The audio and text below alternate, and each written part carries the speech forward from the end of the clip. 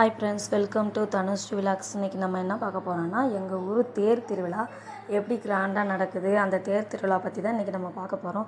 தேர் வந்து கரெக்டாக 9 மணி மேலாம் அலங்காரம் பண்ணி 10 மணிக்கெலாம் சாமி கும்பிட்டு தேர் திருவிழாவுக்கு 9 மணிக்கெலாம் சாமியை தேரில் வச்சு ஊர்வலமாக வர ரெடி ஆகிடுச்சு.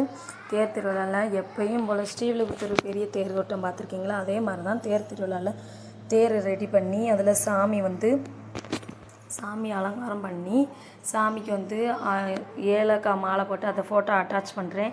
செம்ம சூப்பராக கிராண்டாக இருந்துச்சு. ஊர் மக்கள்லாம் அவ்வளோ சந்தோஷமாக ஹாப்பியாக, திருவிழான்னா அவங்களுக்கே தெரியும், கிராமத்து திருவிழானா கலர்னு ஜிகு ஜிகுண்டு ட்ரெஸ்ஸு, தலை நிறையா மல்லிகைப்பூவு, கிராமனாலே அதானே ஸ்பெஷல். எங்கள் ஊர் பொண்ணுங்கள்லாம் அவ்வளோ அழகாக யூனிக்காக, கிராமத்து பொண்ணுங்க அவ்வளோ அழகாக இருந்தாங்க. மேக்கப் எதுவுமே இல்லாட்டியும் பூவும் சேலையில் உடுத்தியிருந்தால பொண்ணு எப்போயுமே அழகு தான். அதே மாதிரி கிராண்ட் லுக்காக கிளம்பி நாங்கள் தேர் திருவிழா பார்க்குறதுக்கு கிளம்பி போயிட்டு பார்த்தா தேர் திருவிழா தேர் வந்து ஊர்வலமாக ஊரை சுற்றி வர வந்துச்சு.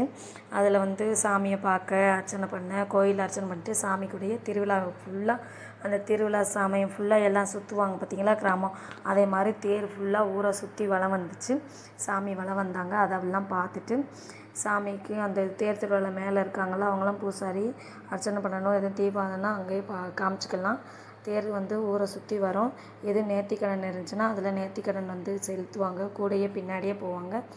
நேர்த்திக்கடன் இல்லாதவங்க சாமியை பார்க்கணும், சுற்றி பார்க்கணும், தேர் திருவிழா பார்க்கணும். நாங்கள் நம்மள மாதிரி இப்போ சென்னையில் இருந்துட்டு ஊருக்கு போய் ஊர் திருவிழா அட்டன் பண்ண போடுறோம்ல, அதனால் ஊரில் போய் சாமியெல்லாம் சுற்றி தேரை வந்து இழுப்பாங்க. அந்த சைடு இந்த சைடு தேரை இழுத்துட்டு சக்கரம், பெரிய சக்கரம் இந்த பாருங்கள் பசங்க எப்படி ஆடுறாங்கன்னு, மேலே ஏறி அவ்வளோ என்ஜாயாக இருக்கும். தண்ணி தெளிப்பாங்க, சிக்கனா பொடி போட்டு விளாண்டுட்டு ஆடி, ஒரு சைடு ஆம்பளைங்க ஒரு சைடு பொம்பளைங்களாம் அவ்வளோ என்ஜாய்ஃபுல்லாக இருக்கும், ஆடுவாங்க.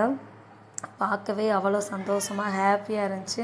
இந்த பீப்பி ஊதிக்கிட்டு இந்த வாயில் வச்சுருக்காங்க பாருங்க, அந்த மாதிரி பீ காதே விண்ணுன்னு இருக்கும். அப்படிலாம் பீப்பி ஊதி செம்ம என்ஜாய்மெண்ட்டாக தண்ணி தெளிக்க அவ்வளோ வெயில் அடிக்கும். ஆனால் வெயிலில் கூட இந்த என்ஜாய்மெண்ட் பார்க்குறதுக்கு வெயிலில் கூட பார்க்க மாட்டோம். ஆனால் செம்ம என்ஜாய்மெண்ட்டாக இருக்கும். லேடிஸும் ஆடுவோம், நாங்களும் ஆடினேன். ரொம்ப ஹாப்பியாக இருந்துச்சு.